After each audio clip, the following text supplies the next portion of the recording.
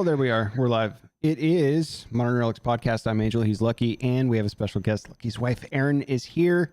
Again, so good to see you. How are you? Good. How are you doing? I'm doing great. Yeah. I'm choosing to do great. Not too bad. Not too bad. Life and times as per usual. Yeah. What's good in the hood? We got some follow-ups today. We got a lot to talk about, but how has the week been, man? Let's start with Lucky, I suppose. Oh, the week has been fairly uneventful. Well, yeah. I take that back. No, I did start that security position. I was going to ask. Yeah, so I got training on Sunday. I did 3 services and got some training. And man, you have to qualify for that job, like with shot placement and like logic problems and how to untie knots and. Essentially, yeah. There was actually an assessment interview. Yeah. That was scenario based. Like, what would you do in these scenarios? Are you a How Fed? would you handle Stuff like that, right? Are you a Fed? Right. Do you work for the IDF? If not, would you be open to it? So Spread please furnish your taxes. Yeah, exactly. But yeah, it went really well. Apparently, I did very, very good on the interviews, or so I was told. And so then my background check came back clean. Surprise, surprise. I was actually a little like, I'm hoping that thing comes back clean. I don't know, it might not, but yeah. I wonder that every time I get my background check to him. Like, are they going to find something? I don't have it. What are they going to find? The most unnerving part, though, isn't it, Aaron? Like, I know I did nothing wrong, and I'm like, I'm having a background check done. People are digging in. Yeah. Like, what about that poppy seed muffin I ate? You know what I mean? Like, it's stuff like that where you're just like, dude, what's wrong with you? Yeah, it's every time somebody does that, it just feels a little unnerving. Like, I remember the hardest job interview I ever went through and subsequent background check was working for a company that trades stocks and bonds on Wall Street. And they wanted, I think it was 11 years of uninterrupted work history, including the periods of time that you were not working. And that took me back into like high school at the time. And I was like, I don't fucking remember where, like, I think I was doing some landscaping gigs and I helped rake leaves off the golf course when I was 15 and like was Silverwood for a second there. Like, what was I doing? So I actually had to go down to wait in line at the IRS or the place you pay Social Security. I went to the Social Security office and I was like, can you pull a file of everywhere my Social Security number's been used to pay taxes for? And they were like, we sure can. I was like, cool, here's all the jobs I had. Like, yeah, that stuff's always unnerving, man. But anyway. That's actually really smart. Yeah. I would have never thought to go back to the Social Security office, especially how old were you? What, like 20 something? Yeah, because they would have never figured that out. I feel like I was like 22 or 3 or something. And it was like, right when I got to Seattle, shortly after moving out of your guys' place, after I like first touched down there, got a job, and then bounced out, and I was doing stuff for that one place. And I was just like, I don't remember. Some of those years were a little foggy, but I don't remember what I was doing. So I was just like, what if Social Security has to know? And you have to pay your Social Security because that's what you furnish with your onboarding documentation. So surely they'll have an idea, and they did. And I was like, then I'll figure it out from there. Yeah. Yeah. Well, anyway, the first day of training went good. They actually have some pretty intense protocols, and the training, there's actually qual training coming up in May, and there's a lot of different types of protocols that they go through and training that they go through. So I was actually pretty impressed with the daily kind of protocols that they had there. Yeah. Like in between services, there's in a closet that isn't unchecked in that whole building. And there were areas of that building I never knew existed, but, and so it was really cool. I need to get used to being on my feet for a full 3 services, because if they do four songs in worship rather than 3, I get a little whiny about it. Yeah. And I'm like, just let us sit down. Just let us sit down. And you we can sing think back, and sit down like at the same time. all this nonsense started because I couldn't get to my second pulled pork sandwich that night at the buffet. Yeah. I do. Here's what I want, though. I like, as you train for Hell Week or whatever this qualification is in May, I really want to see your workout wife in like a drill instructor's wide brim hat, like screaming at you on the lawn as you're like trying to push a log and hold your breath and stuff like this. You know how much content you would get out of that, Aaron? That'd be. We'll get some photos for you. Yeah. The problem is I'm not narcissistic enough to remember to grab my camera as often as necessary and then just sit and edit the film. Our lives are not go to Costco, as documented as they should be. I know, right? Yeah. Go to Costco, get a GoPro, give it to one of the kids, and then just start screaming and have them film from like across the lawn or something. It'd be great. Dude, we don't even see the kids very often anymore, actually. Yeah.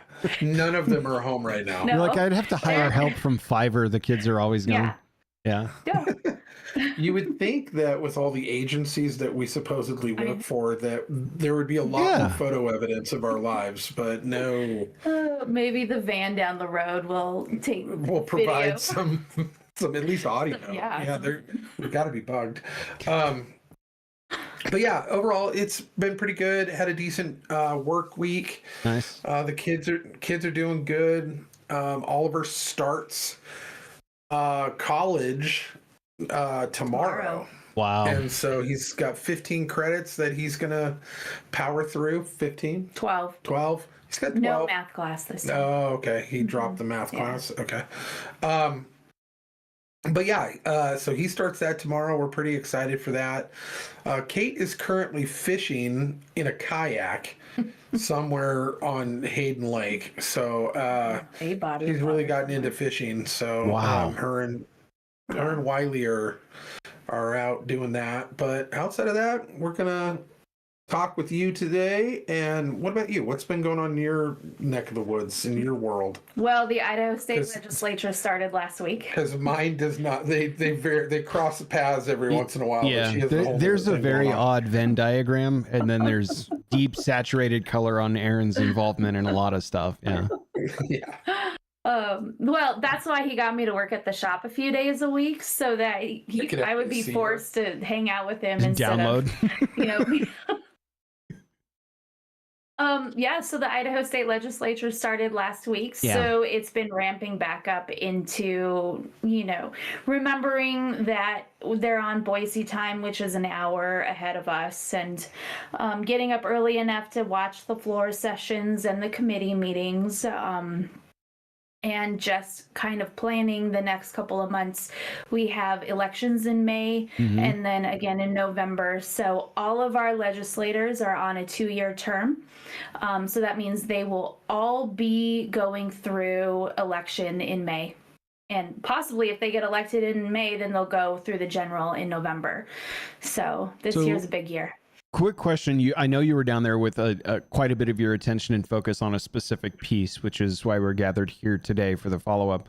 That said, were there any exciting pieces that you saw in those floor sessions that you were like, oh, that's really cool, or oh my God, we should not do that, or anything that like stood out to you coming up that's notable for Idaho constituents?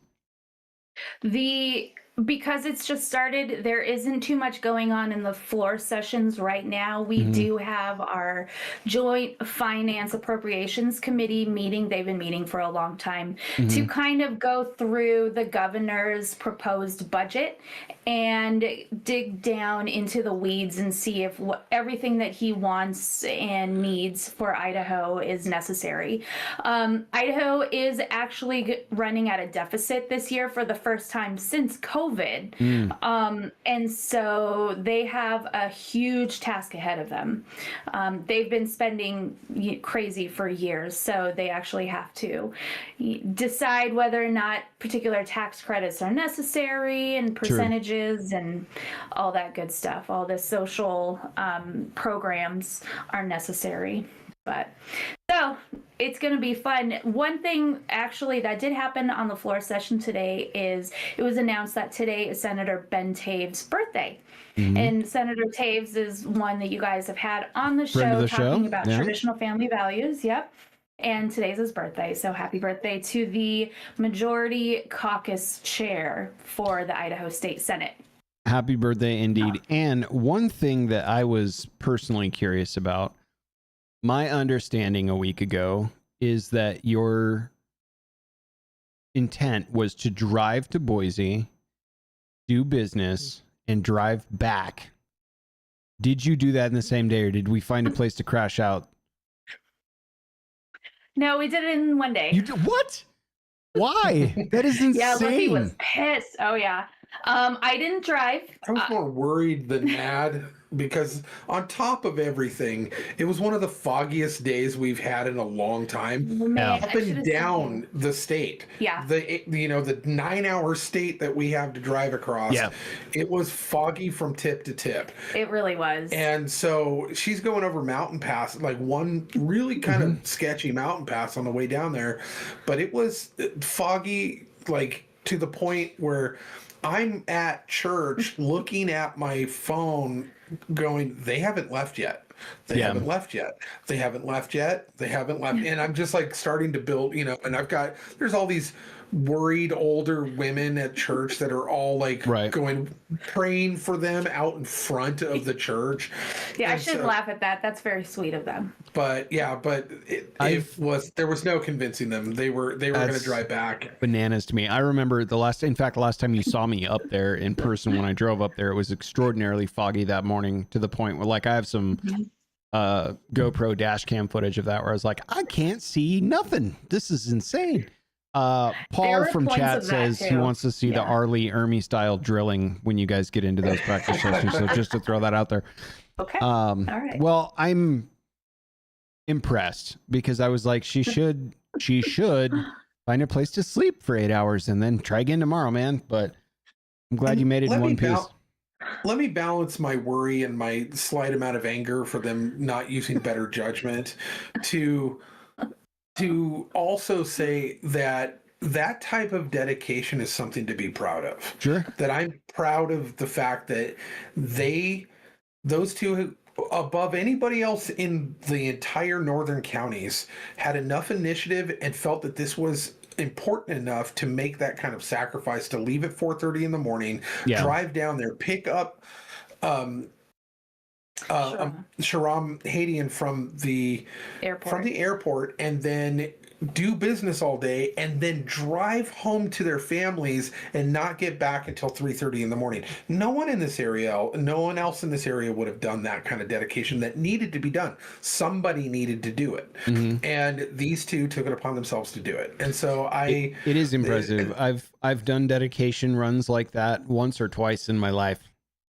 And it's got to be a pretty big thing to move me to spending north of 24 or more hours in a car at once. It was worth it. It was the most successful one-day trip down to Boise. Well, let's get into it. What happened? I've never had Walk us one through. Day. Well, first, you arrived. We leave at 4:30 in the morning. Yeah. Shout out to Jitters because they're open at 4:30 in the morning, so we can get some coffee on the road.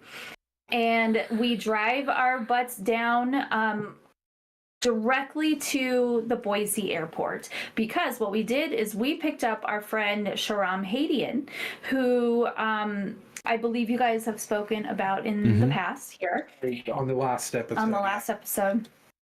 And he's a friend of our church. He's a personal friend, and he is very close to the Iran situation, just because his family is from Iran. He did He was born in Iran. He was born in Iran. He was a few years old in 1979 when they had to leave Iran, and 6 weeks later is when the regime changed. 6 weeks after they left. 6 weeks, yes. Wow. And so his father was a colonel with the military, I believe, or a retired colonel with the military. So he saw the writing on the wall. He got his family out. But he converted to Christianity, and then as an adult, he was a representative. They were still Muslim well into, I think, his teens or 20s. Yeah, it's 20s. Yeah, he converted to Christianity in his early 20s, I believe. He was Muslim all the way up until that point, and actually is separated from his extended family because they're all still Muslim. I was going to say, that's a hard sell to your parents unless they're buying into. Yeah. Mm-hmm. And granted, they're lax Muslims, like they don't practice, which is how, they're different from the regime in Iran right now. But so Sharon became a Washington state representative and lived in Spokane, and still talked about what was happening in Iran just because that's his, he has personal interest in that. Yeah. And he would talk to Washington state representatives and Idaho state representatives, since we were so close. Get death threats all the time. And it wasn't until after he left Spokane, he moved to Tennessee, that a lot of this Iran stuff started becoming a little bit more tense. Recently, especially, he did a presentation at a church in May of last year, I believe, and it was called The Battle for America. And since the protesters started, he has really been able to get a lot of new information, a lot of new social media posts to include in that presentation. And that's the presentation that he gave to our Idaho legislators last week. We were able to pick him up directly from the Boise airport. Like, we drove straight there. He was actually flying in from Texas because he had just spent a week with the Texas legislators to try to get their legislation updated, to kind of help with the issues that they have. Texas has the largest Islamic population in the country, just because it's so large. And we're talking about 430,000 Islamic I wouldn't members. have guessed that. I would have guessed New York State. Yeah, you would think so. But Houston has a massive population. Or Michigan or Minnesota, but No, Texas, they just have more space. They're actually starting a city on some county property called Epic City, and Epic stands for East Plano Islamic Community. And they want to put together a city that's just for Islamic residents and make it a sanctuary city of sorts. Focused. Yeah. Kind of. However, the problem is the Islamic government, or the Islamic type of government, is connected directly to their Islamic religion. And in America, we can practice whatever religion we want. That's not saying anything. However, their way of government ties in with that. There is no religion versus government. They don't it's see not them separated. as a split between ideology and state. They see them as one and the same, as a way of life. And their law system, all three rolled into one, and they cannot be separated. Whereas you can separate the government, you can separate the law from Christian ideology and Christian standards. Now, do we want to kind of apply that? Sure, we're a Christian nation. I absolutely would love to see that, but I don't think that there is, under the First Amendment, obviously, a need for a freedom of religion. Oh, absolutely. And so, because forced conversion or forced Christianity is not true Christianity. It is not, and I think the founders knew this. It is something, obviously they were brilliant men, but you cannot force someone by sword or by law to bend the knee to a religion, and they recognize that's where the separation of church and state comes from. There is no government mandated religion, which I'm thankful for. That's how we started, broke away from Britain in the first place. Let's be clear that is actually, the separation of church and state is not in any of the articles of the Constitution, nor is it in any of the articles of the the amendments or anything like that. It was actually just in one letter. It was a letter to the Board of Education in Massachusetts, I believe so. So John that's Adams. John Adams, and it was actually the only place that was ever even uttered. But it gets applied to the First Amendment a lot, and it's not actually part of any of in the education system. So, but that being said, the separation of church and state, the intent and the meaning of that was actually to make sure that the state could not regulate religion, not the other way around. To prevent exactly what you just said might be proposed for the East Plano Islamic, whatever they said they were going to build just now. So the Epic City outside of Plano. It's an unincorporated county, and the problem that they're having in Texas is they're following all the laws, the ordinances to develop land. They're following all the laws. They're not doing anything wrong. And so the planning and zoning commissions, the county commissioners have to approve it because they're following all the laws. Right.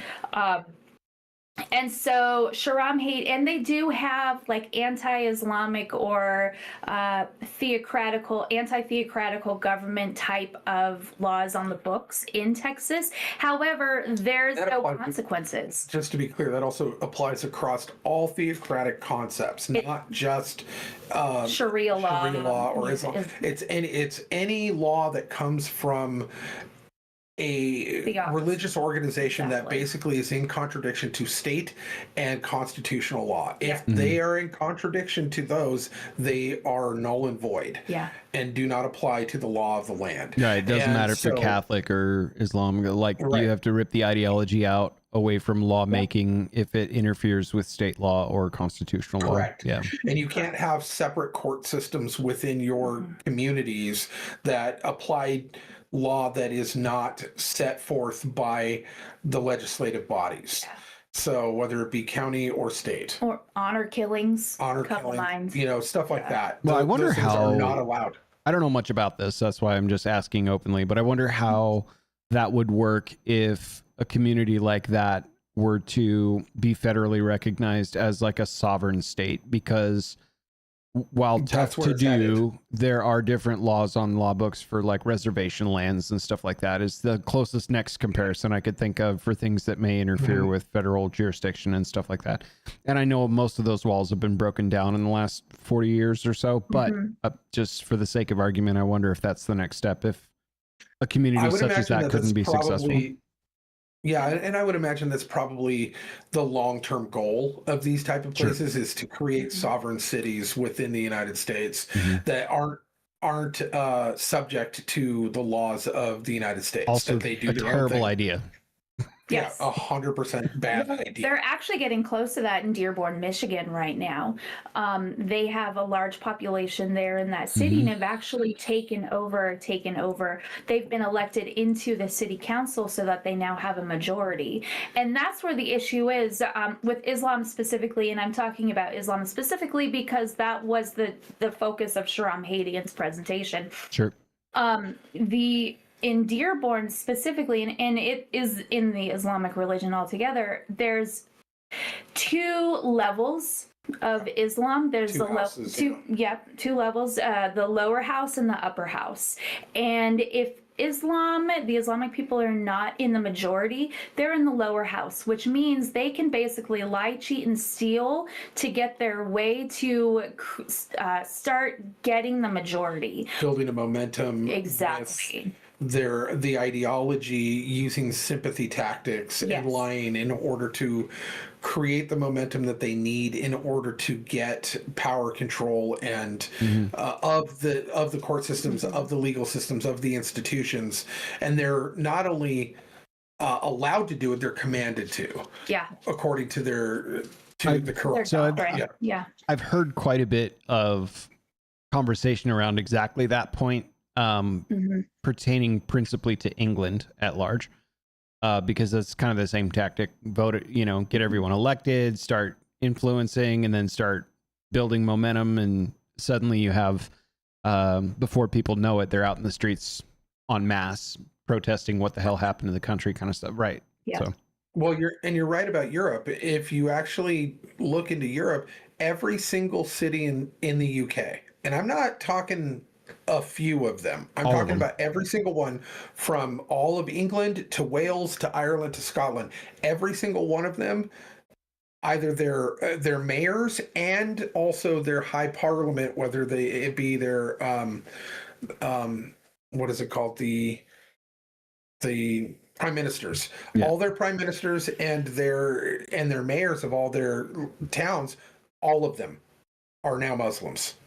There isn't a single person within Europe that is, or a region in Europe that isn't being controlled from the top down by Muslim ideology, which is now basically the law of the land. Anything Sharia law, like.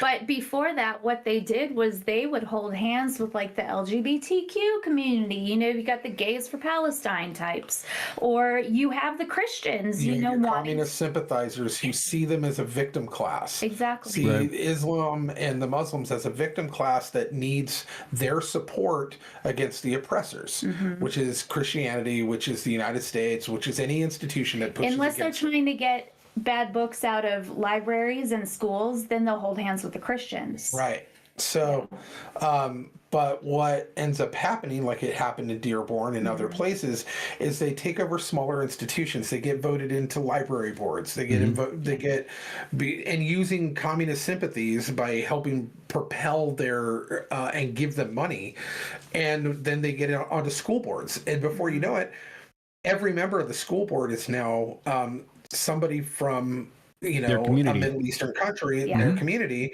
and then they switch because now they're in the second house. They're in the upper house, which then at that point they are commanded to then apply Sharia law across the land, not just to members of the Islamic faith, but to everyone. Yeah, because they're in the majority. So what are you going to do to stop them? Well, and it's not just that they think that they're doing them a favor by applying it to infidels, to people who do not believe, because it's either, bend the knee or get the sword. And that's basically the ideology that they bring to even school boards. So now those school boards, like, they start banning all the gay books and they start banning all the stuff. And you've got a whole sect of Christians that are like kind of half cheering, like, yay, good for you.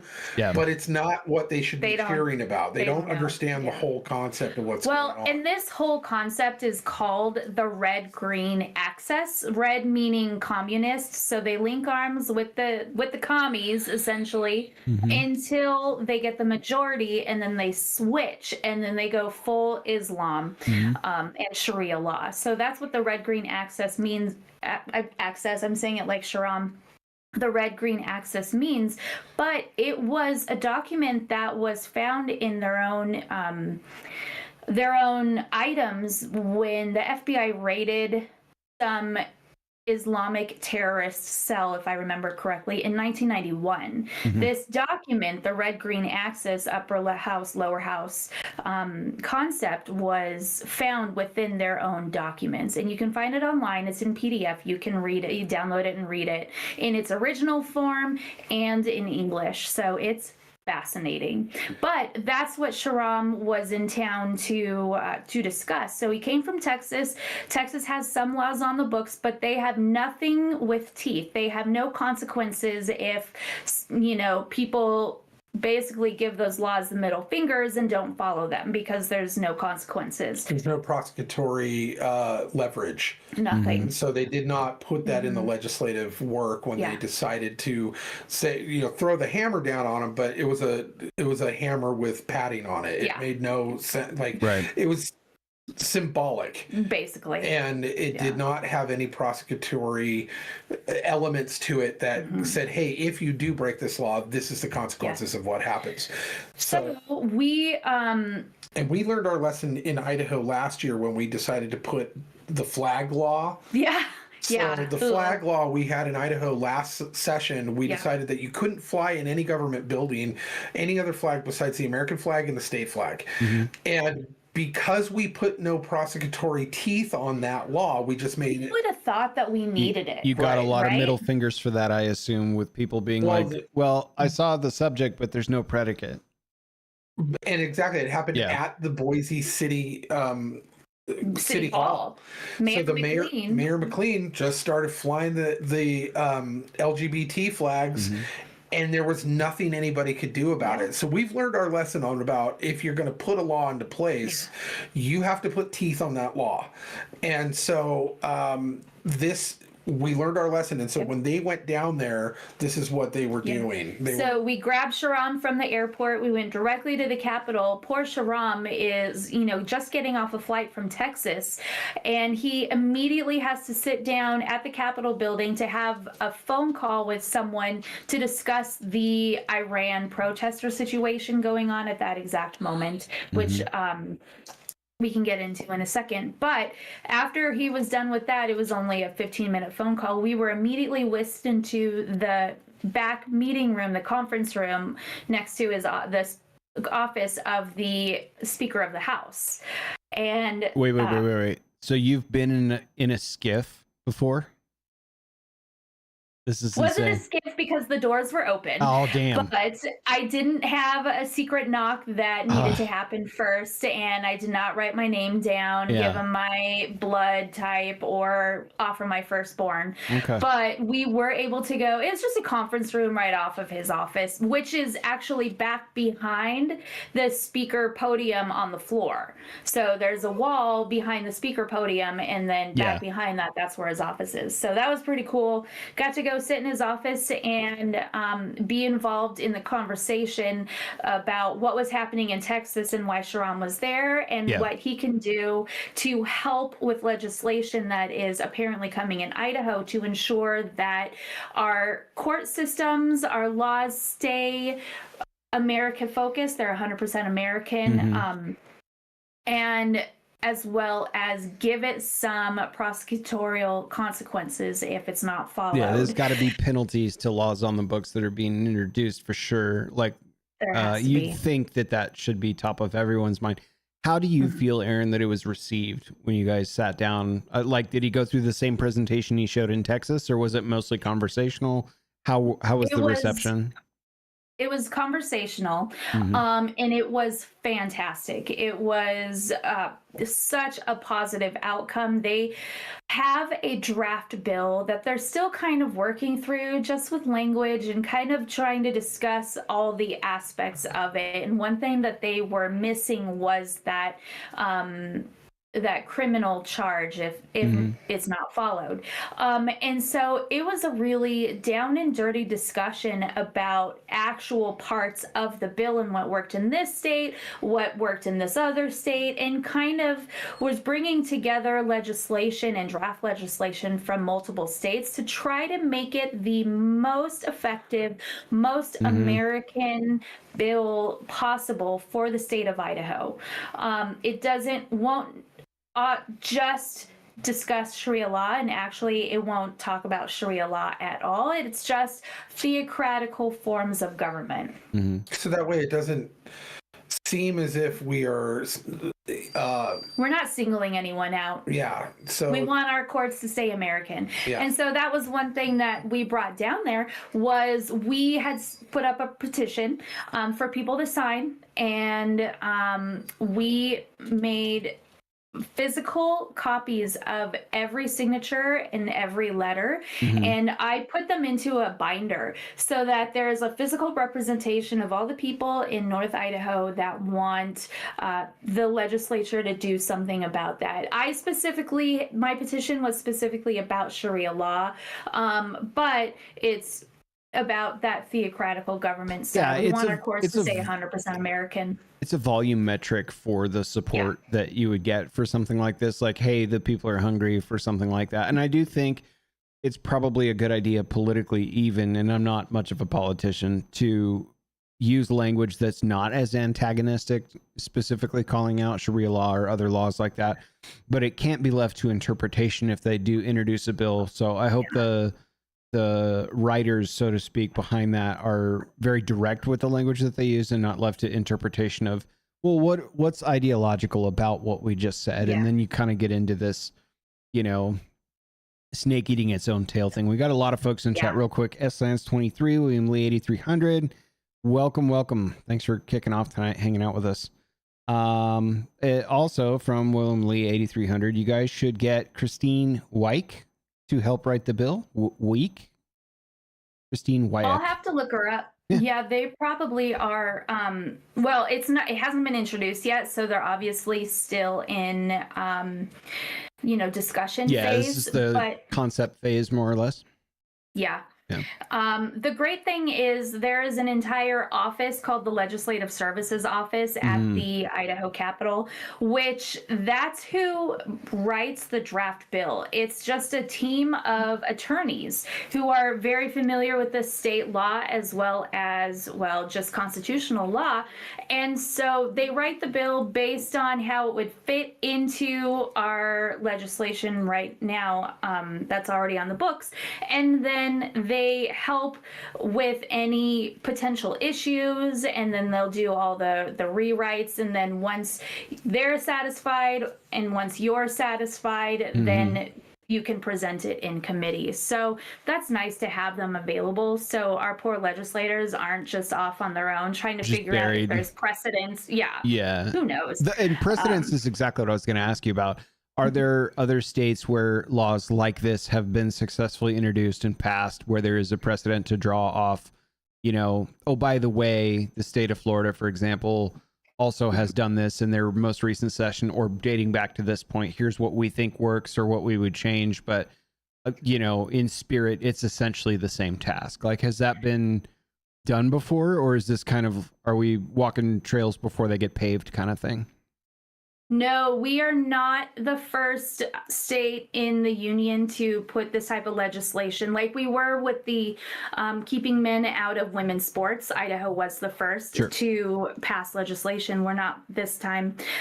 We would be the 13th state, if I remember correctly, to pass legislation that talked about anti-Sharia or anti-theocratic government legislation. So I'm hoping that we have some good we had some great conversations, but I'm hoping that we can get to a point that it's passed and that we don't have to worry as much as other states that something like this will happen. Two things real quick. One, if anybody wants to see what Sharon was talking about, Erin posted, if you go to any of her social media sites, she posted the video that she took of that session down there. I just did it Facebook Live. I have a problem that the whole not narcissistic part of me, I did not think about live streaming anything. I didn't think about recording anything. I was in the moment. I went down there with we're going to do this meeting. We're going to have a presentation,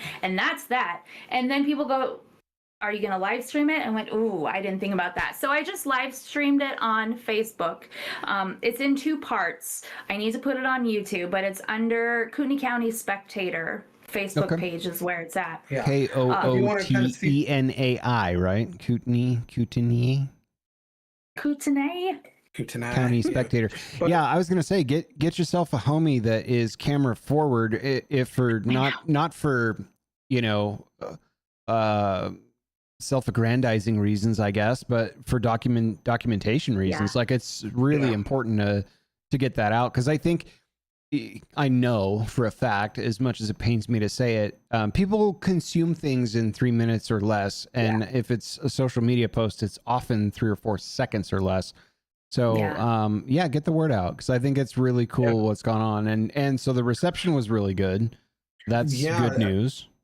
It was fantastic. So from his presentation, from what I saw from the other side of the camera up here, worrying about all them, there was he did the presentation, and then there was a really good Q&A afterwards where he allowed people to kind of poke and prod at the process, poke and prod at the kind of the message, poke and prod at all of the different things. And I mean, Shram's great. Yeah. So he came through like a champ and kind of answered all their questions with an authority that I thought really set them at ease about something like this. And I think it gelled people who may have been on the fence, that they're like, okay, yeah, this legislation makes sense. Yeah. How many? There's nothing worse. I was going to say, how many people were there? Worse. Oh, I don't know, probably 30. okay. This was kind of in the first week. Everyone is so busy that they're scattered, from 7 a.m. until 10 p.m. every single day for the first couple of weeks. And it was like that. But we got about 30 people there, and it was legislators, staff, or volunteers, and then public. So there were a lot of people that were able to ask questions and get answered. This presentation was slightly different for two reasons. One, Sharam wasn't as boisterous as he typically is, and I attribute that to one, he's probably super tired coming off a flight that morning. But then two, the stuff happening in Iran with the protesters. He saw this in 1979, this exact thing with the government blackout. And at that time, when they were able to finally get people in back in 79, media, when they were able to get media in, they found that the government had killed over 30,000 people. And so he was worried that was happening this time around too with the media blackout. This was the rise of the Ayatollah period. Yeah. Okay. Right. Yep. So they did a full media blackout in 79, and it was out for a while, and there was no, obviously there was no internet access, but they wouldn't allow pictures or phone calls or anything in and out.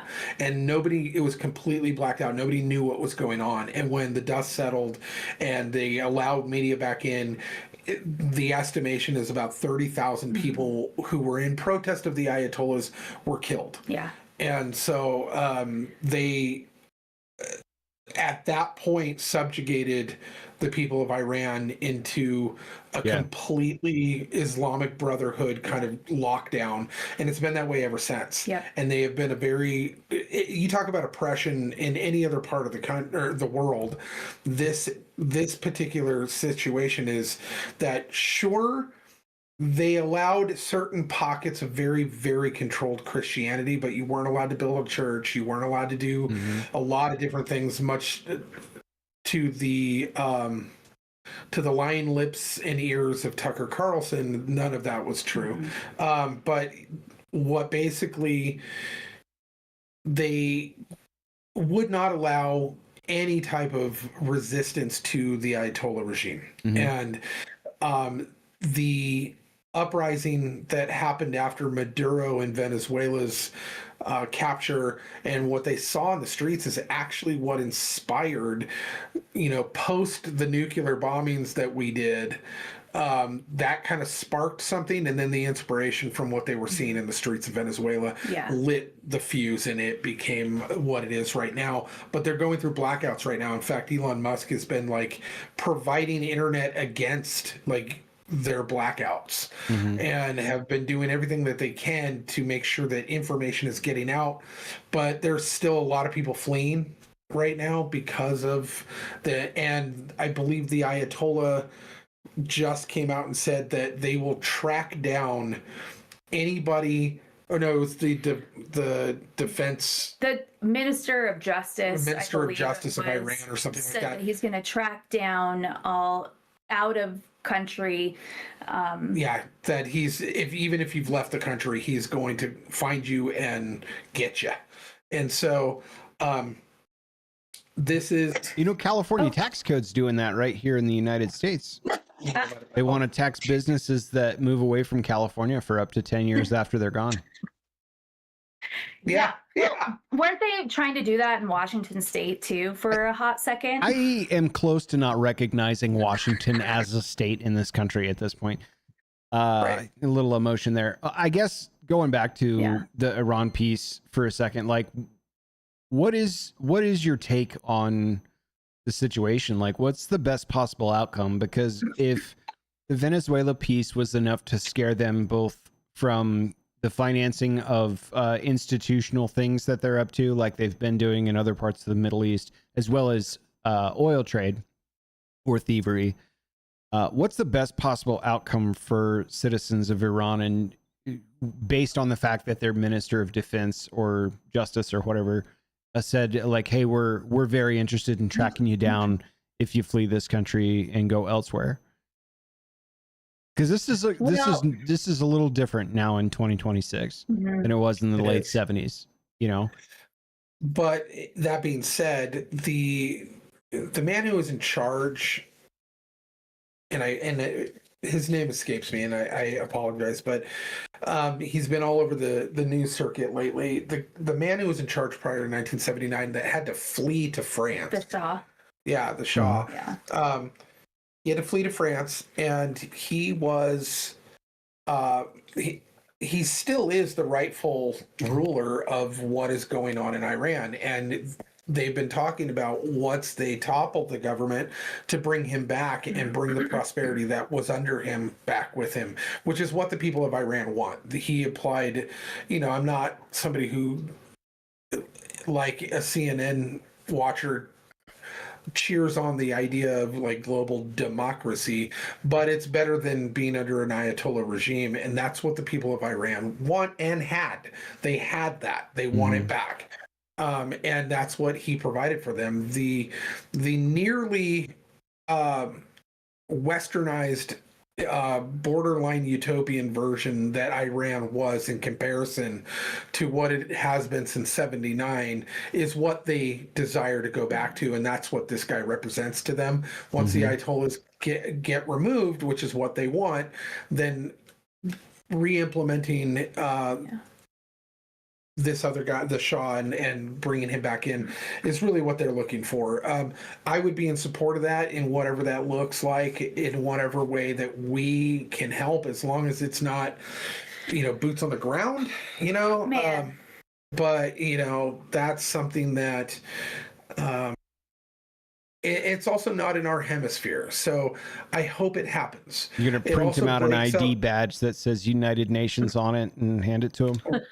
Right. It also breaks up a lot of the BRICS stuff that's going on. Iran is a major hub of a lot of those things. Iran is a hub that connects. They finance Cuba quite a and bit. A lot of South. Yeah. And, contrary to a lot of belief that Israel's behind everything, that is not the truth. They do have their, that Iran is actually behind most of the terrorism in the world, and it's not funded by Israel. It is actually funded by Iran because they have their own motivations and they have their own power structures. They don't need anybody else nor their money. And so, yes, they are at the core of their own predestination, and they understand what they're doing, and they are a central figure in the Russia, China, South America, Cuba, all of that situation where now we're being sidetracked in a lot of the deals for oil and for other rare minerals and all of that. Iran is the hub of that. They're the ones who open the trading routes. They're the ones who create the deals through other parts of their infrastructure. So I personally would love to see that kind of broken up as well. So I think that puts us in a vested interest in the regime change, which would be great for us as the United States.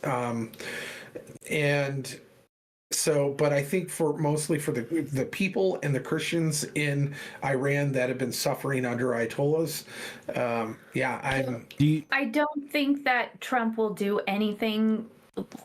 Hopefully he won't have boots on the ground. He's already said he's not going to start new wars, so, and I hope he keeps his word at that.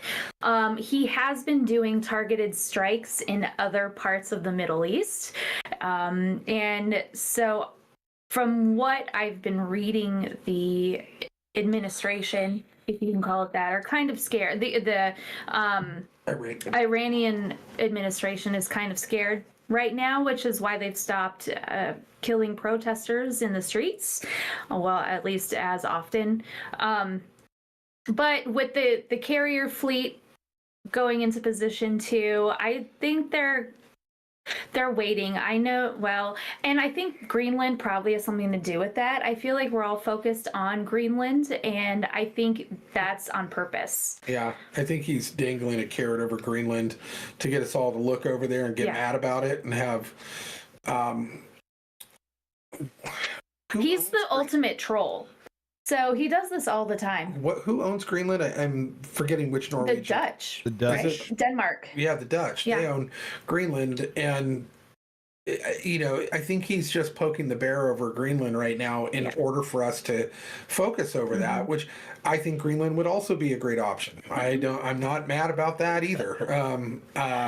There's a lot of, if you really look into the global positioning of Greenland, the traffic routes that go around Greenland that are being exploited against us, and the fact of how the Dutch got Greenland to begin with, and how the people of Greenland don't really care for the Dutch, and there's a lot of other elements that get brought into it. But I have a proposal. All the people in Greenland that want nothing to do with American influence and ownership, and all of the Canadians that actually paused after that whole 51st state thing and went, wait a minute, it wouldn't be half bad if they just swapped where they lived. Yeah. I think we could resolve this in an afternoon, probably before lunch, to be fair. Yeah. I don't want to get too far off into the Iran piece, because I am going to ask, do you think that's possible, and not in the, anything's possible kind of way? Like, what's the reality of how we think that would work? But prior to that, when will we know about the introduction of this bill in the Idaho legislature? Like, kind of hopping back a little bit, the purpose you went down there, like, obviously you probably have a team of folks that are going to start to draft a few things and see if we can spin up a lot more excitement around it. But when do you think you're going to have a clearer picture of, we're going to hit the floor on XYZ date? We're hoping, so Stephanie and I went down there, and we have nothing to do with the actual legislation. However, we are hoping to see a draft come through committee in the next couple of weeks. So the Idaho legislature is only in session the first 3 months of the year. So by the end of March, they tend to be done, which is awesome. So they don't have year-round government. However, I know I was going to go the other way and be like, no wonder you're operating at a deficit. They only work for 3 months out of the year. They give way too much money to social projects, but that's just me. We're also looking at repealing Medicare right now. So, anyways, outside of that, so I'm hoping to see something come through committee in the next couple of weeks. This is one of the pet projects of the Speaker of the House. So I know that whatever committee it goes through, the chair of that committee will not block it from being heard, which is awesome. Sometimes that happens with more conservative bills. And so I'm hoping in the next couple of weeks, no matter what happens, going back to Iran for just 1 second, Shahram said something very important and interesting in his presentation to the legislature last week, and that was that there are more Christians in Iran than anywhere else in the world, in per capita, in anywhere else in the world, and it's because they're underground, even more than North Korea and in China. All those groups are underground too, because they're in a communist country and very just under the heavy hand of the government. I almost find that word is an understatement, but yeah, so there's more Christians in Iran than anywhere else, and that's because of their government. So I can be thankful for that at the very least. So whatever the outcome is, the majority of the population is going to the right place, after all. So I'm curious to Idaho, see when it comes through, because I'd be very excited to know if it hits the floor and how it was received, and kind of actually close the lid on this, because I do think it's really important. And even though we're like 13th to the ball games, that's a pretty important precedent in the Western states, at least for protecting, constitutional values and state and federal values. Do you think, without American intervention, if Trump doesn't do anything, get involved in any way, which I agree is probably not a good idea, do you think they can get there on their own and we can see the ousting of the Ayatollahs just with the way things are, because that's a tough rub for the people that are in the streets right now. I don't think they'll be able to get to it on their own, which is why I'm so thankful that America has our Second Amendment, because they don't have any way to protect themselves over there. Yep. And so I don't You can only think do so much. It doesn't matter how many people you have in the streets. There's only so much you can do with sticks and rocks. Yeah. And when you're up against tanks and a line of people behind a wall that are just shooting people in the streets, there's just not it's really not much as you can do. cinematic It's as V gonna for take- Vendetta if you guys actually look at some of the imagery coming from that region of the world. Yeah. Right. Yep. And there needs to be some form of intervention to help them, but I don't know where that's going to come from, because of the fact that they're surrounded by nations that do not support them No. in this pushback. So the only two nations that are even, Israel would be the only one that's close to it that would support it.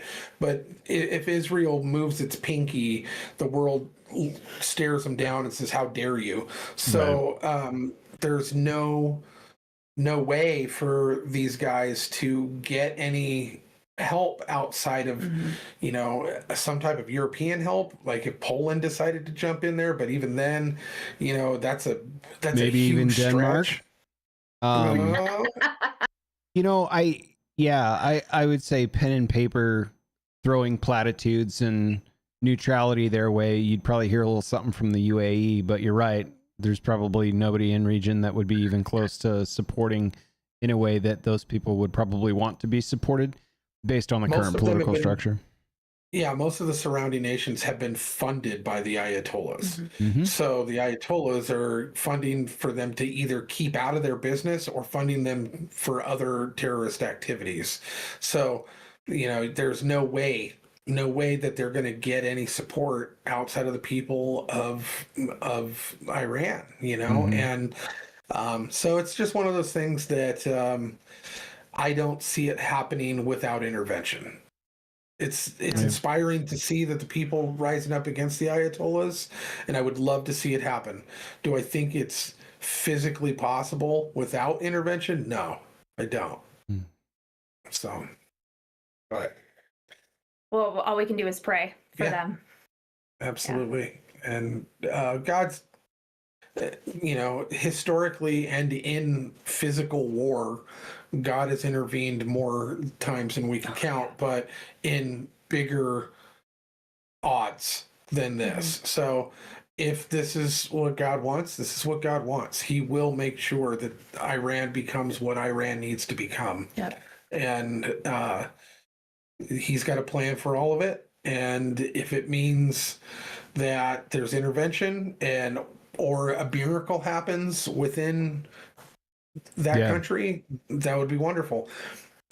But if it doesn't, it means he's got other plans, and we are not subject to know those. So he goes, no, I've got better things down the road. This is just a key. This is just a moment in time that I need historically for something later on. And so we will see. But if we were talking about the physicality of the warfare that's going on within the framework of those borders, they don't stand a chance without a Second Amendment or without any way to defend themselves outside of sticks and rocks. So, well, for what it's worth, I'm proud and excited that you went down there. You brought a whole bunch of signatures with you.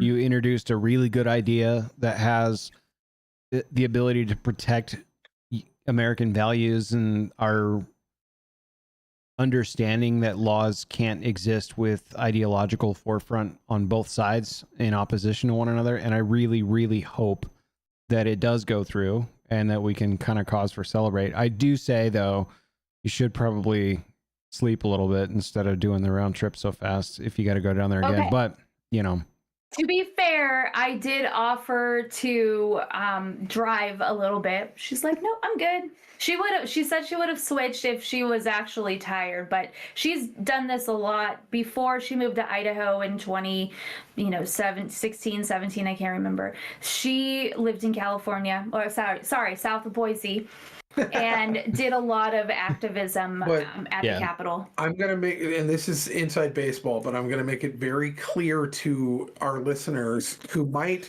cross over with another local podcast listeners. Mm-hmm. She is not, nor has she ever lived in Sacramento or near Sacramento County. And she's not a Scientologist. So just putting that out there for the in the know, right deep track listeners. So wow, there you go. But so there's a possibility I may be going back to Boise next month. However, I will be flying down. Just crushing Red Bulls. Oh, you're flying? That's good news. I'm flying. I'm good. Yeah. That'll be a couple of days, but that's all the information I can dole out right now until things are announced. So awesome. Hopefully things work out and we'll be back down in February. Heck yeah. Well, that's to me really exciting, and I'm excited that you're involved.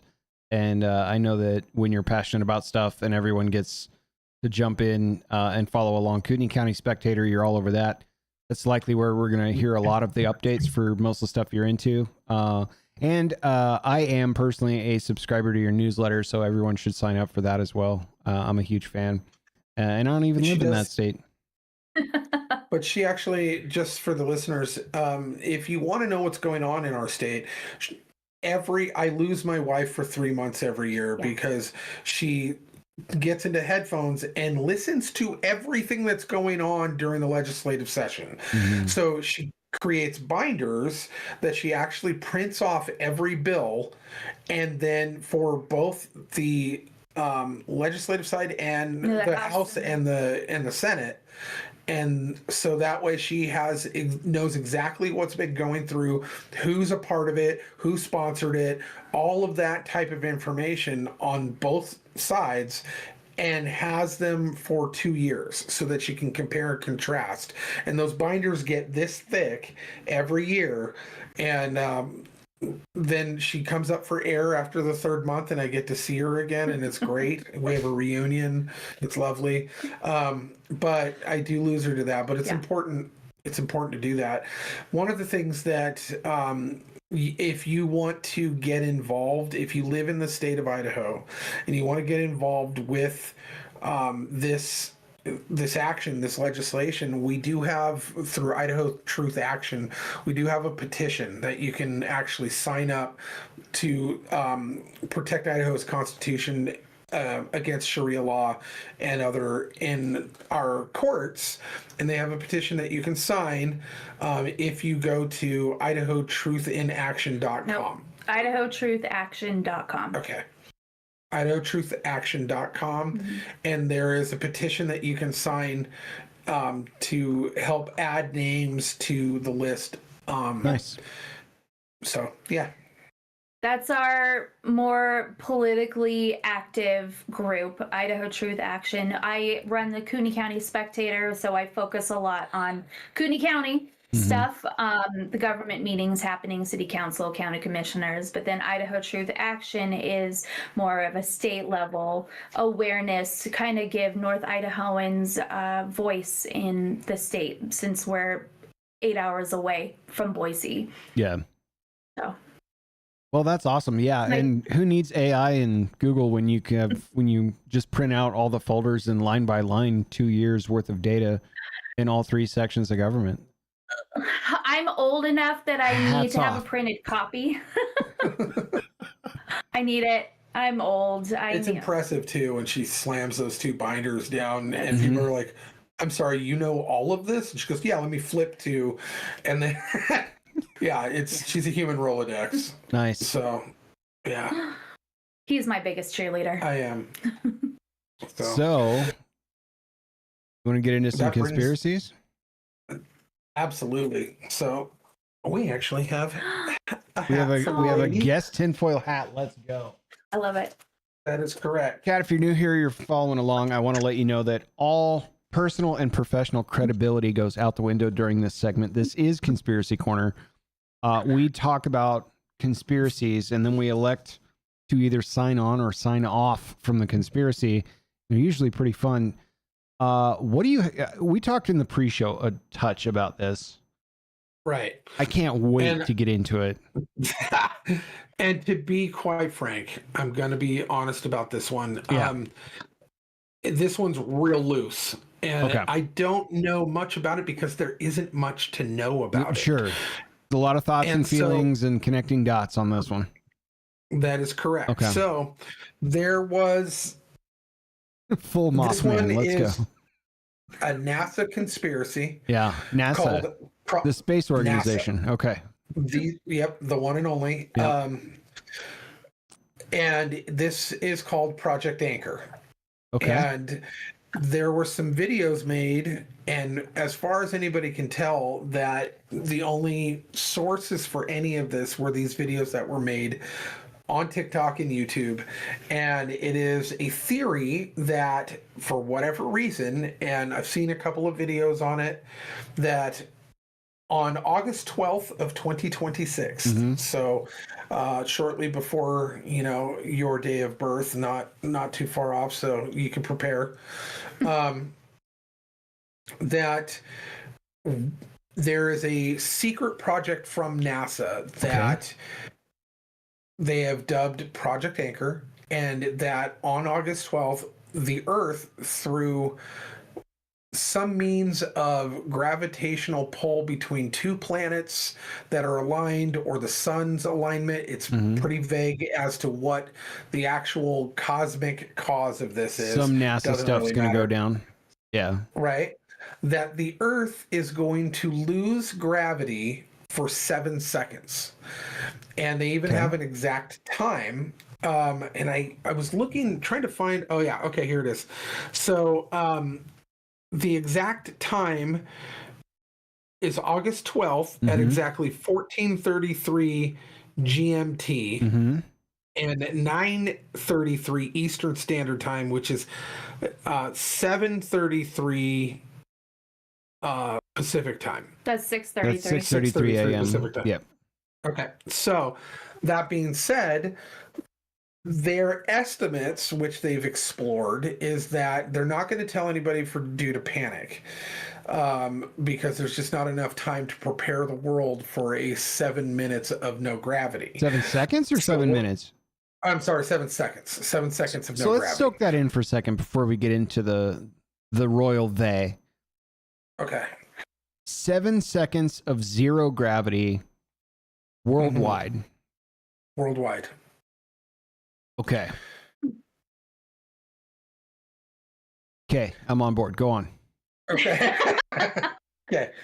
So, what they are estimating is that within the first 2 seconds, people will there will be a confusion and things will start to lift. Yeah. And things will start to, and it's anything that's not tied down. So, cars, buses, everything is just going to start to lift, even with inside buildings. So gravity's gone, like you're on a spacecraft in a 1990s movie and you're floating around. And or all three of you that still own waterbeds, kind of similar, right? Much larger scale. Yeah. Right. Okay. By 3 or 4 seconds into this, people are going to start to panic. By 5, 6, and 7, it's going to be complete pandemonium, and things will be lifting somewhere in upwards of 20 feet to 20 meters above the Earth's surface. With no external force, it's just going to lift that high in 7 seconds, just apparently naturally, because presumably a stronger force of gravity is drawing us away from Earth's gravity for that period of time. According to this theory, yes. Okay. And at 7 seconds, the light switch goes back on, gravity goes back on, and everything just falls to Earth. Now, that being said, they are expecting, and these are the numbers that they're expecting, upwards of 40,000 deaths worldwide I think that number seems a little low if it's a global catastrophe where everyone's falling. But that's just me. Trillions of dollars worth of damage, obviously globally, but within the United, I think these numbers may be just subject to the United States because that's all they care about because it's NASA. But 40,000. How do they get these numbers? Like we're estimating trillions X dollars in damage. How? Why 40,000? Is that more or less than we estimated for COVID? Like what brought that on? Right, exactly. So the numbers of 40,000, I think, is the estimate within the United States because it is a NASA program. So, but that it is actually going to, everything's going to come crashing down, and that it will literally collapse infrastructure. It will collapse the economy, that it is kind of a reset button of sorts for at least the United States, if not the entire globe. So I got to ask, just a small qualifier here. Are they more worried about the damage on Earth in those 7 seconds than the entire planet potentially being knocked off orbital axis in the same frame of time with all that shift in gravity? No one's concerned it's going to yank the entire Earth out of its present orbital. NASA didn't tell us in this secret leaked document, apparently. I'm just going to say, to me, that would be a worst case scenario. Right. But, yeah. Like, because I'm going to be chasing little bubbles of coffee around as I'm floating around in my house. Like, I'll be filming it. You got tall ceilings in that office, too, so you're going to have a little bit of a drop when you come down. I don't have to worry much about the cars because I have a low ceiling in the garage. Yeah. Good suspension. They'll probably just, Right. Yeah, so I think there'd be so many more things to worry about if we lost gravity worldwide for 7 seconds than absolutely what we've seen here. But please go on. So they can't really come up with how this is going to happen, why this is going to happen. They're saying that they're getting pieces of this leaked out from NASA, so they don't really have all the science behind it. It's just the theory that this is a secret. You know how we feel about the science during this segment as well. Right. Yeah. So, but yeah, Project Anchor, August 12th, depending on where you are in the country. It's going to be 6:33 through 9:33. I'm telling everybody, you know what? Buy lag bolts right now. Strap things down. Yeah. August 12th is coming. I think there was Velcro your pets. Yeah, people are going to be like, I spent all this money. Thanks for the prediction, Noster dumbass. And I'll be like, well, you know what? You can't be too safe when it comes to cars floating around. That's right. Not the flying cars we asked for. No. We might be able to see pigs fly, though. That's true. Yeah. So think about that. Yeah, the zoos need to put tops in all their areas, or we're gonna have flying hippos and flying tigers. Oh my gosh. Is any one particular group or spot on the internet taking credit for this conspiracy theory? Or is it just we heard leaked documents from NASA, who does governmental space scientist smart guy things? Even if you ask Grok, which she did, because we were looking actually for websites. Yeah, Grok's where I turn to. You gotta do what you gotta do. Yeah.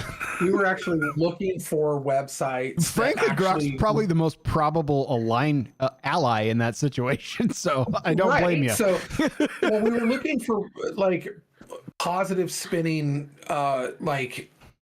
channels or articles or anything that were in favor of this without debunking it, because we wanted to get both, right?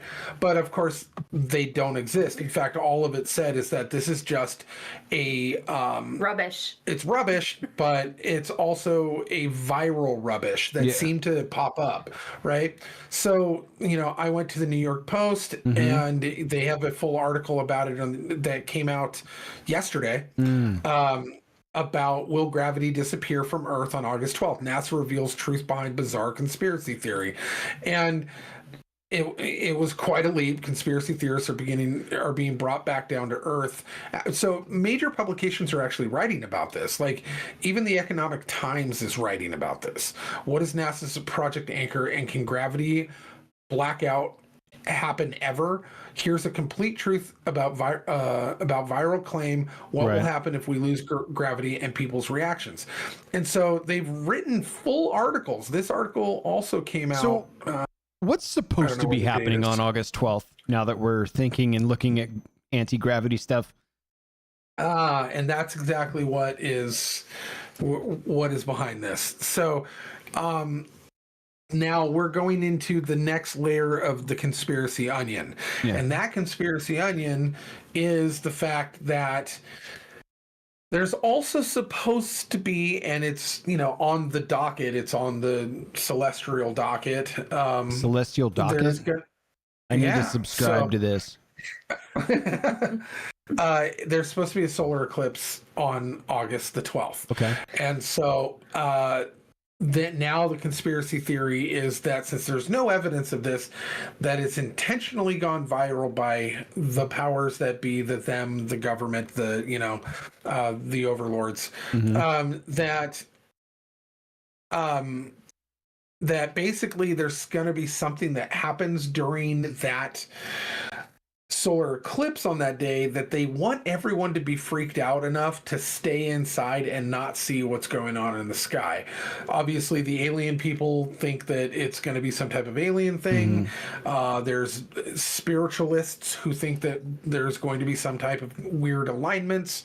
There's a lot of different elements that kind of come into the next layer of this onion, because if this isn't true, why did it go so viral to the point where these major publications are actually writing full articles about it? That it has spread like wildfire to that degree that people are going. It's not just like a weird little TikTok that happened. They've made many YouTube videos about this. We had to look them up so I could kind of fill her in on what was going on. And one of the videos was a 3-minute one. The rest of them were in upwards between 30 minutes to over an hour for them debating this particular topic in the last week. So it is crazy how many of the videos were there. So it's a weird phenomenon for something of this absurdity to go so viral. I would say that's another layer. I would say that it's a weird phenomenon, but I've lived through one of these before. What, Y2K? Who remembers Y2K?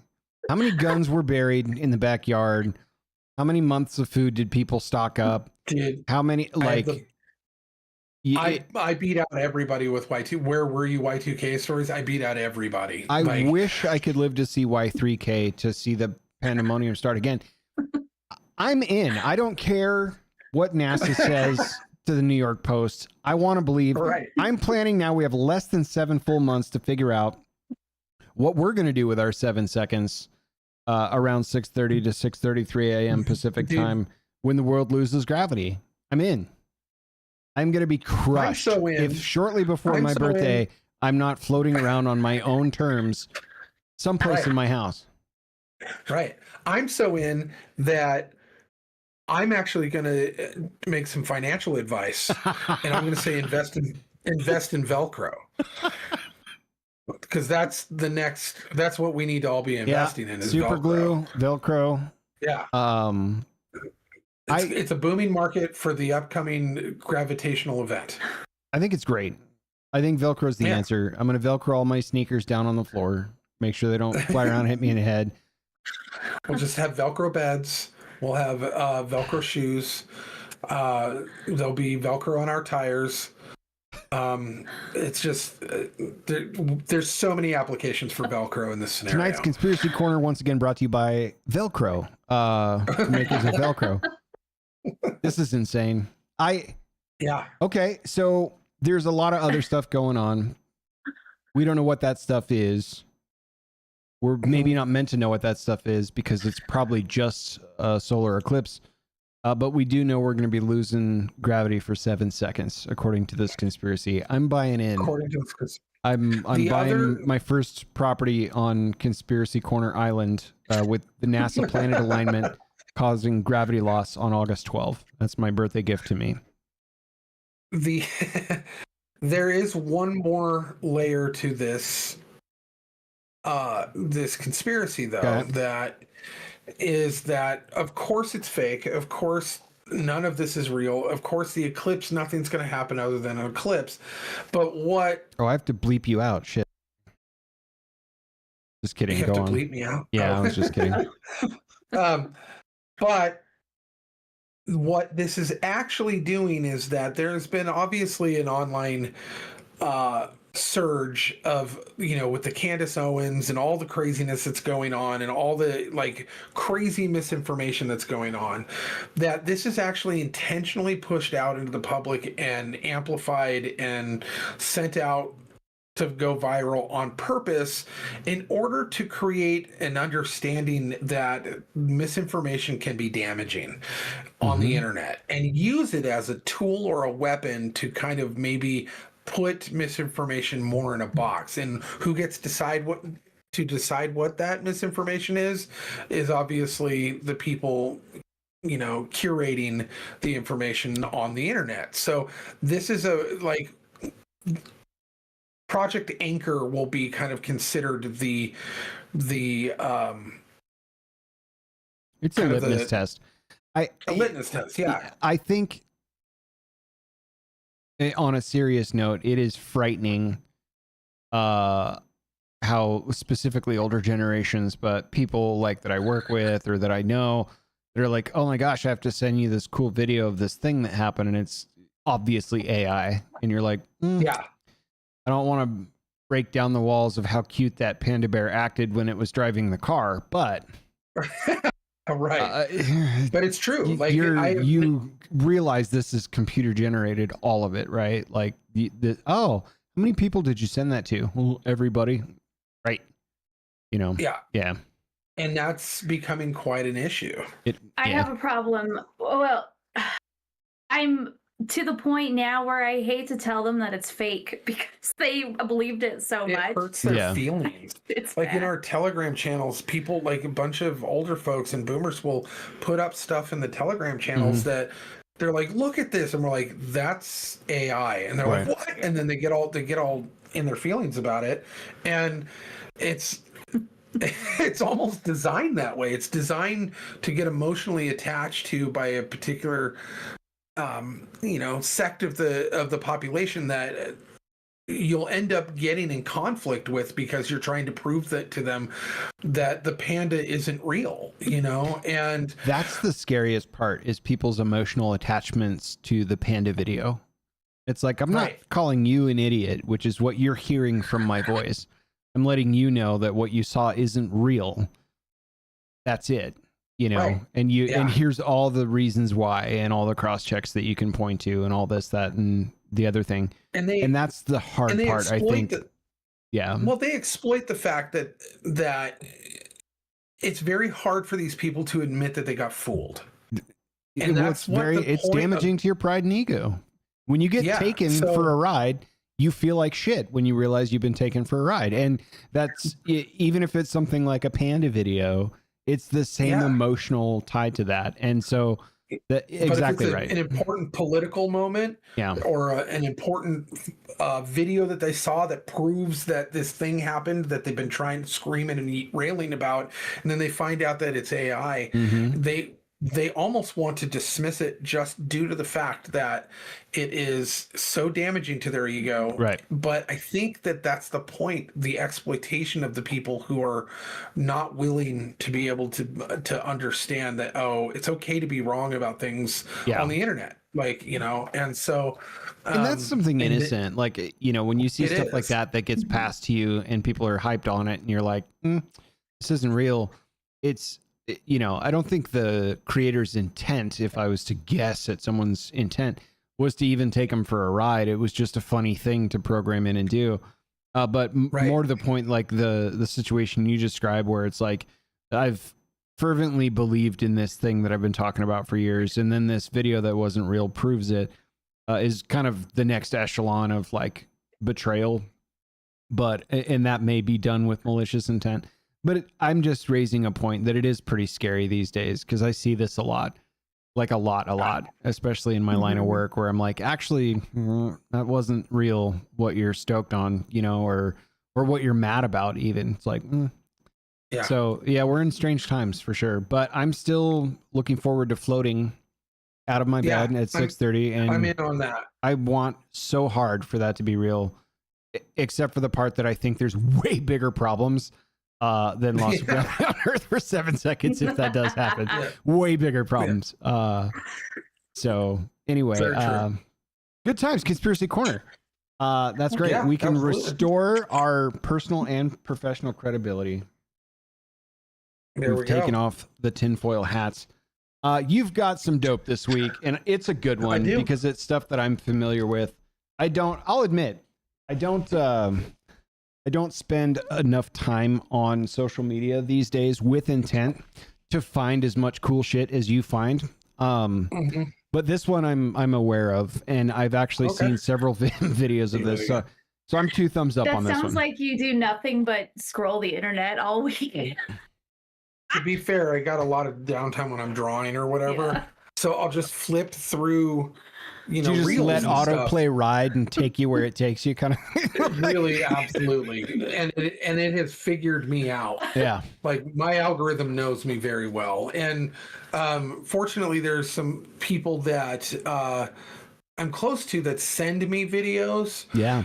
You're not one of them. You send me basically stuff that I would be looking at anyway. I complain about it enough when I get peppered. Like there was a day in I'm part of that peppering. 4 hours, I had over 200 social media direct sends from no less than a dozen people.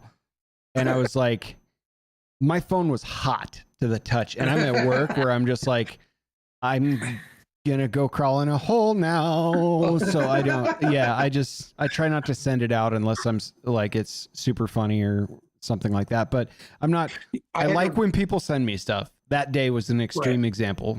So I had to retrain my algorithm because of this one person who would send me nothing. That's the other thing. It's like, there's a message in here he wants me to see, 5-minute video. You get through 4.5 and you're like, my algorithm's fucked. Like I'm going to get nothing but this because of the dwell time for months. Yeah. 100%. Yeah. And so I had a particular human being who fortunately for me got kicked off of all the social media platforms. Well, there you go. And so the nature is healing itself in my algorithm. And so I'm back to fun stuff like baseball cards and cooking shows and stuff like that. Lego tutorials. Yeah. Yeah, that's right. Ooh, so lots of those. You are welcome to stay if you would like, but you are also welcome to take your leave if you would also like. This is your one opportunity to leave the room. Well, I think I'm going to do Just it. the one. We've had our dogs in here the whole time. I've seen one. One showed up on the podcast and it was very cute and very stoic. That was Guinevere. I routinely hear them in the background sometimes, and so I know they get pretty rowdy. Yeah. So with me in here, it was just easier if they were also in here. But they've actually been really good. So I'm going to take them upstairs and take them outside so they can be rowdy. Well, keep us posted. Thank you again. Thank you again for showing up and filling us in on last week's story. And I hope to hear more about it. So it's always good to see you. Always good to see you too. Hopefully I'll get to see you in person at some point. But I know I got to make a trip back up there. I think I might burn my remaining annual vacation instead of doing a solo bike trip, because that's kind of a dangerous prospect. Like I get run off the road and I don't have a fellow rider, who's going to find me? So I was thinking about maybe sneaking back up there and seeing what the higher altitude feels like for a week or two. So we'll keep you posted. We may be making a trip down there during the cold months to warm up too. So, you should. Yeah. Yeah. So. Yeah. All righty. Good to see you. Thanks again. All right. All right. Yeah. You hooligans, get out of here. She gets more and more awesome, dude. I know. Yeah. I know she does. So, all right. Well, let's get into the dope. So this week, I was Just for the record, decided to go. I can't wait until our podcast gets aggregated where people just see us going from tinfoil hats to the dope week after week, being like, yeah, I told you. I know. Yeah. Well, so go ahead. We all know what the dope is. Go ahead. So the dope this week is Chad the Bird of Chad the Birdcast. Now, Chad the Bird is the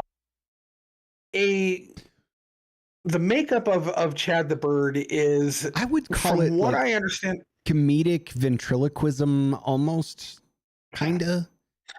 but and topical conversation, very much all rolled into one, right? Yeah, very much. And it's a mix of Bill Hicks, Kermit the Frog, David Byrne, and a shot of Malort is what it's being described as. Basically, Chad the Birdcast was created by an op-ed columnist who worked in Chicago for a bunch of like newspapers and news organizations, and he was known for taking a topic and being able to put a lot of humor and use his creative vernacular, because he puts a lot of emotion and a lot of creative vernacular into his wordsmithing for this particular venture that he's gotten into of writing. Well, he has taken that and kind of created this entertainment version of his journalism where he will take a topic, and the topic can be anything from what's going on within the administration and the United States to the love of him not understanding the love of a particular TV show. Yeah. Or, nostalgic stuff. But he'll pick a topic, one or two, maybe three a night, and he'll kind of run a dialogue. It's extraordinarily rant driven in a very sophisticated way. Absolutely. Yeah. And basically it's all done through the voice of a magenta bird puppet. So big yellow beak, magenta hair, and this Chad the Bird, which has been created for this, he's behind a podium in what seems to be multiple different venues. He's got 3 or 4 that he does fairly frequently, I think, in the Chicago area. You can buy tickets to go see him, but it's behind a podium in a restaurant bar type of comedy club kind of venue. Yeah.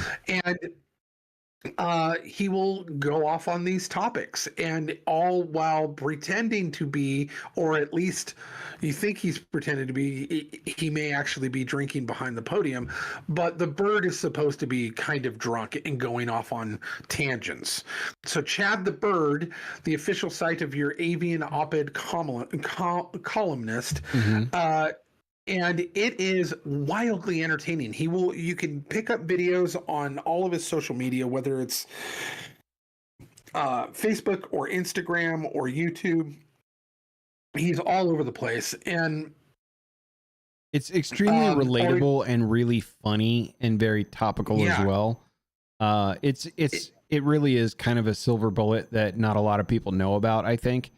But it's super good. Yeah. And to your point, it does, the videos that I've seen, it looks like somebody like at a comedy club open mic night with tables around kind of thing, with like behind a curtain or on, behind a podium with a curtain up in front of it so you can just see the doll. But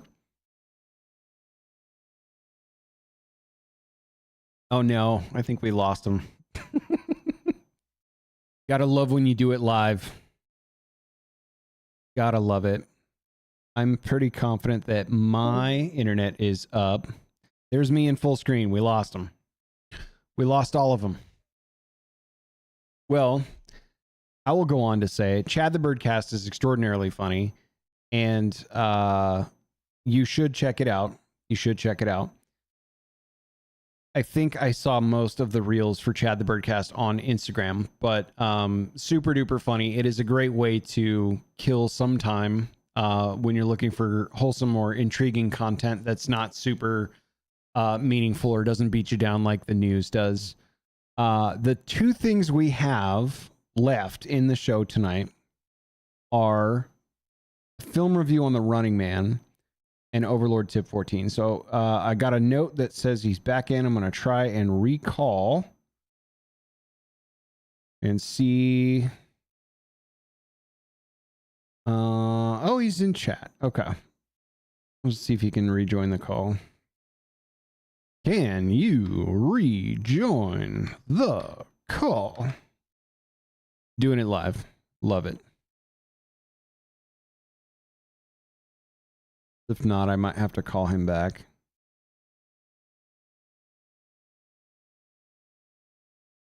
Let's see. Can we call him back in real time? I cannot. Because it would kill the recording. So here's what we'll do, friends. Thank you for joining in. We have 2 pieces left. We're going to talk about The Running Man when we come back next time. It'll be a little bit of a shorter show. And we will talk about our Overlord tip. We'll probably give you a 2-for-1. But if I did, it's going to destroy this recording if I drop this call and then recall him back because we're not in a chat room, which we should start doing, by the way, if you're watching live. I built some voice channels in that server for us, so maybe we'll do that next time, and that way you can hop right back into the voice channel so we don't run into this. But, he did figure it out. Back. He did figure it out. Good. I did. I was going to say, if we use the voice channels instead of directly me calling you, you can just rejoin the voice channel because I built a couple. But welcome back. You must have had an internet fluctuating outage there. No, my computer got unplugged. Oh, no. I think it was one of the dogs. So I was like, Costa doing business when you're live. That's fine. So Chad the Birdcast, for sure. Check him out. Film review. Yeah, absolutely. Film review. Film review. This is going to be fun. So we both watched the same film, and which happens from time to time. But in this particular case, it was the modern retelling of the Stephen King novel and remake of, I believe, the 1987, if I'm not mistaken. I think so. Arnold Schwarzenegger movie, The Running Man. Yeah, The Running Man. Now, I think Stephen King wrote that under a pen name, right? Wasn't that a Richard Bachman novel or whatever? But it's really Stephen King.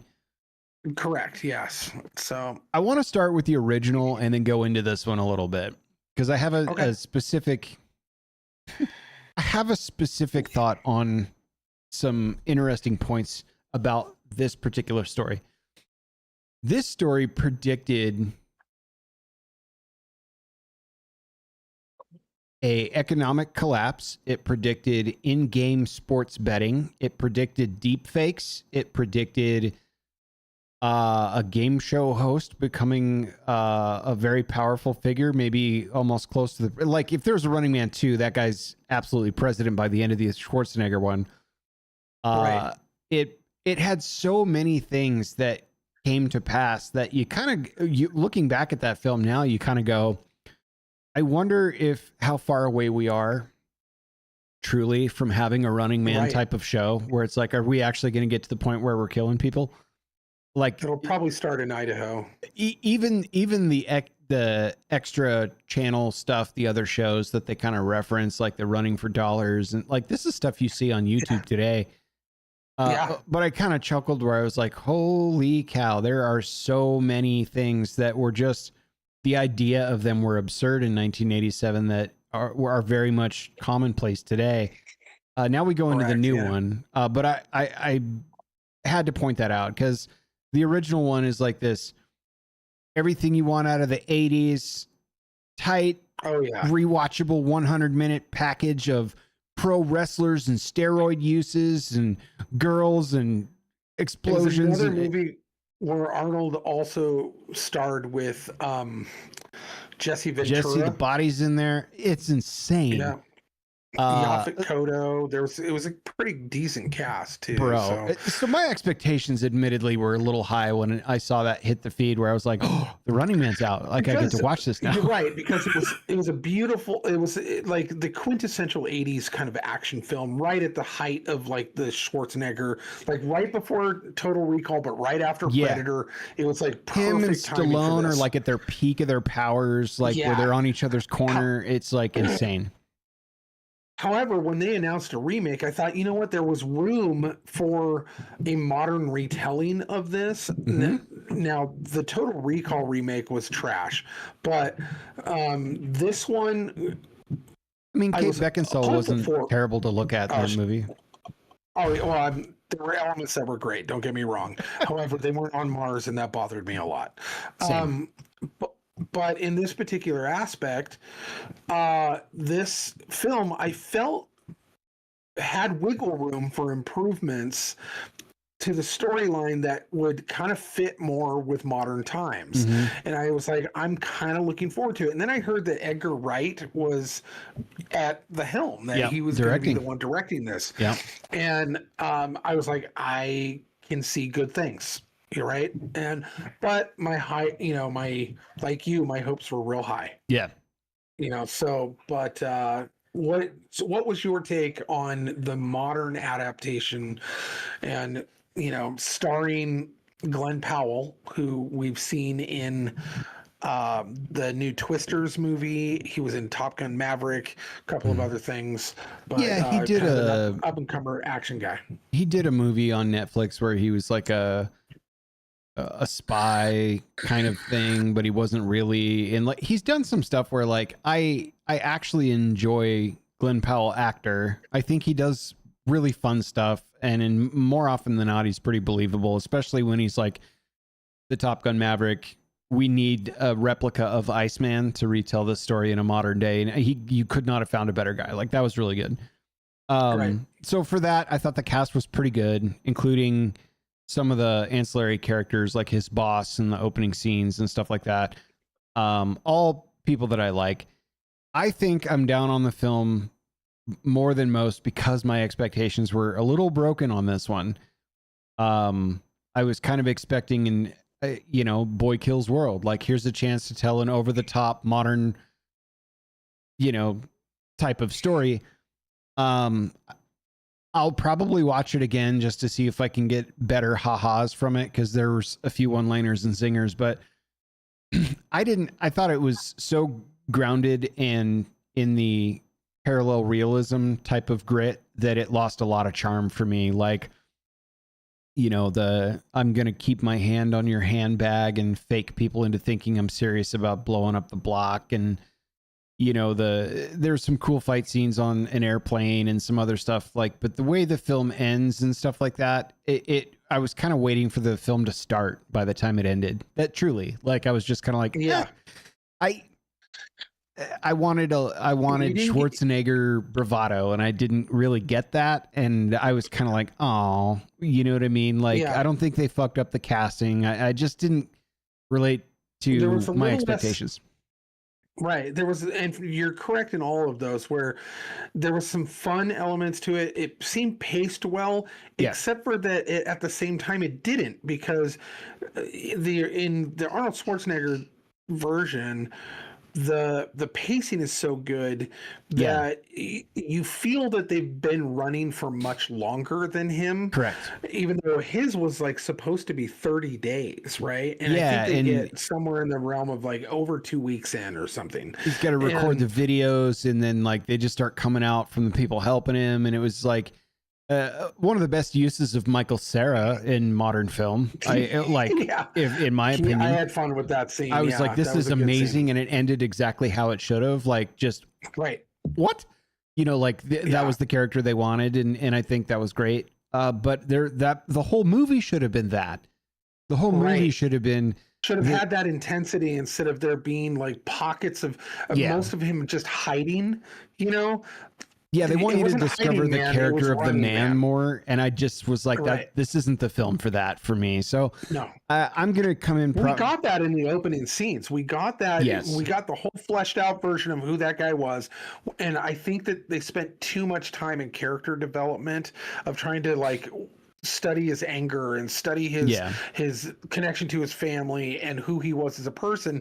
And I really didn't care so much, or his empathy towards other characters where he's trying to help them out.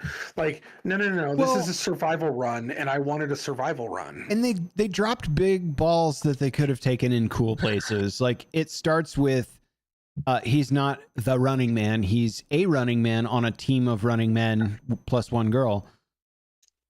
And they don't give a shit about the ancillary team members at all. Like you're like he's rooting for her, but you're just watching a man root for something he believes in, and we just don't connect at all because of the way they've sequenced in the flashes to the other team members that are also doing their own running man thing. And I was like, that could have been so much cooler if you would have taken that in any direction. Yeah. And I expected, like in the original film, that he protected those two. Correct. And kept them going because it was. I can't remember the original actor, but he was very similar to the skinny, nerdy. Right. What was the guy? Rico or something? Rico, no! You know, like, I don't know. Yeah. and then Yaphet Kotto that were less physical than he was, but brought other elements and attributes to their survival. Yeah. Right. And these ones were completely disconnected. They were all lone wolves doing their own thing, and they did not team up together. He didn't help them, which I thought kind of took away from kind of the idea of the survival camaraderie of being forced into this game show. Right. Now, the original one, he was forced into the game show. Yes. In this one, he chooses to be a part of it. Right. And that was the separation of element that basically kind of brings in the modern societal version of like, what are you willing to do on camera for the stakes that you need? There was no deep fake leading to a blackmail situation. It was simply how desperate are you to join this? Like, I mean, Josh Brolin as a scumbag is like, okay, I didn't hate it, but I was like, whatever. He didn't come across with much impact to me. And the NPC that he runs into in the car that finishes the film with him in the plane was a complete waste of film, in my opinion. It's like, who is this character? What do they mean? What grounding in reality do we finally open their eyes? It was just bullshit. I was like, I don't. Right. She was used as a tool to basically the humanity plot hook. The viewer that she doesn't understand the separation of classes. Right. That he's here to teach that to her, and she represents all of the richer society that just doesn't get what's going on. Right. And it was very, very ham-fisted in that regard. It was a little preachy. 100%. It was it was proletariat versus bourgeoisie in 5 scenes or less, and it was like, Not it led to more and more of my broken expectation of what I thought the film would be. Each and every time we run into something like that, I was kind of like, come on, what? Which the last act really was that. Yes. That was like act 1, act 2, you had the good build up. Act 2 was a little bit sluggish with the exposition of who he was and what his stuff was, but there was some cool pockets in there that if Act 3 had finished properly, it would have redeemed those kind of sluggish moments. Turn those pockets way up to 11 and make more of that. And I think we're on board, because this is supposed to be ridiculous on its face, except the new telling of the story is that we're led to believe this might actually be possible, the way they told the story. Yeah. And I didn't care for that at all. I was like, you're missing the point. Like, what you guys did in 1987 was raucous for a reason. Like, you know, it was the highlight of, like, I truly think the movie poster for The Running Man, I can Google it, from then was simply Arnold's face from like eyebrow to chin. Like, that's all you needed. You know what I mean? Like, at that point, right. So I didn't hate the cast. I don't hate the director. I didn't hate the effects. I didn't hate the score or any of that. But the aggregation of broken expectations, it really fell flat. I was like, I wanted it to be, but the Easter eggs were sick as hell. Like, those were cool. Yes. But other than that, like, whatever. It had enough pockets of entertainment Yeah. where I was engaged. And then as I was starting to slip away and go, where are they going with this? Then it would give me another pocket. Yeah. And then it would like do that again. And it kept me engaged enough that there was some rewatchability to this. I probably will watch it again. And it was entertaining enough for me to say that I enjoyed it with all of its flaws, which there was a considerable amount specifically near the end. Also a waste of the actor Lee Pace. Yeah. Like he was great in this and I actually really enjoyed his scenes, but it wasn't enough for me to actually, they should have really developed his character a little bit more, I think, but I don't think, or not at all, or completely not even needed a Lee Pace character where the monsters, the hunters that they're trying to avoid could have been as NPC robotic as possible, so that there was actually just like cool huge miss on the hunters, huge miss. Like you're going into this expecting, you know, Captain Dynamo and, you know, the weird opera singer guy in his tidy whities and like Buzzsaw, whose gimmick is having a buzzsaw, like, and the ice skating guy. The Sub-Zero or whatever. Like, all this stuff. You're like, shit. Yeah. American these are going to Sven was that guy's name. Sven. And no one really knows what Sven does. Yeah. Well, so interesting story.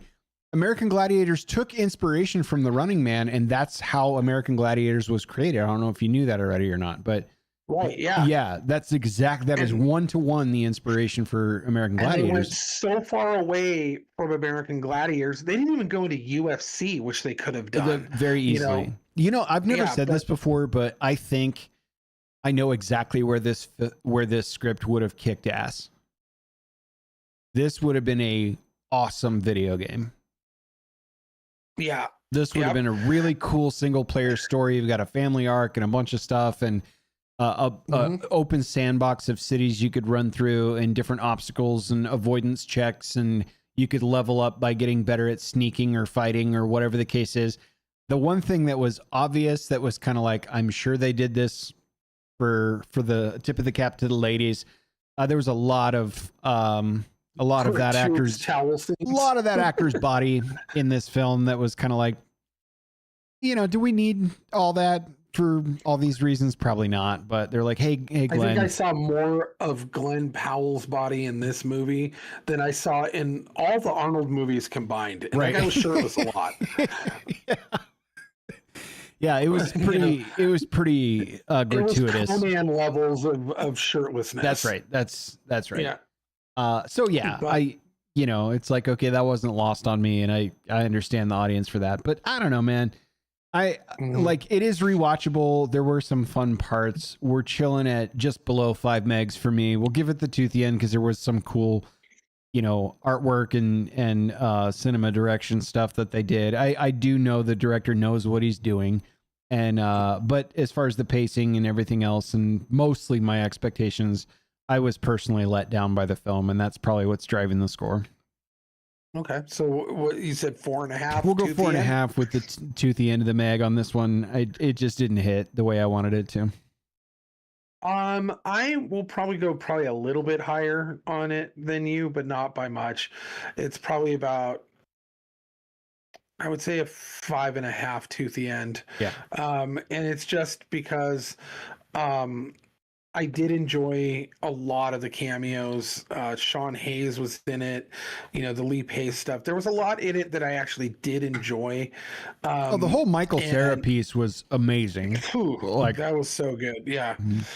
And it did have a style to it. I did enjoy the cast. I think that they were just like the interaction between the game show host and then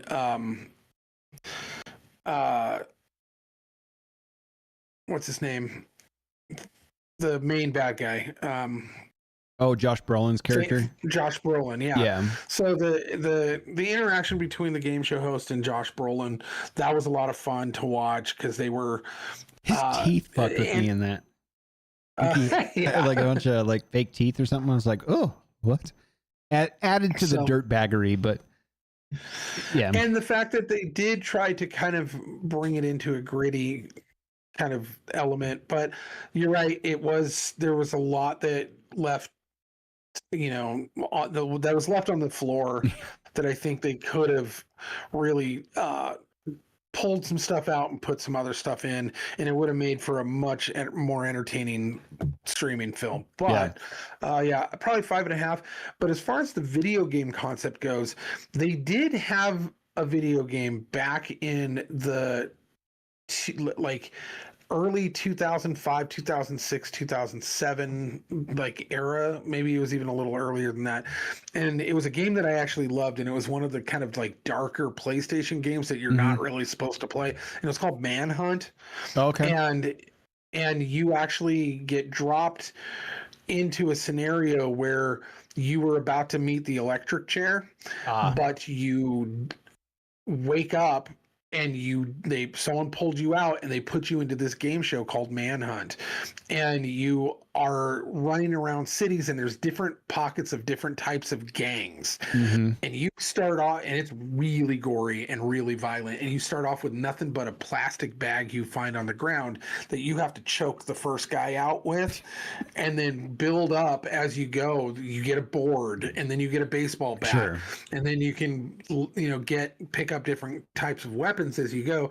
And it was like banned. This game was banned because of its violent nature and stuff.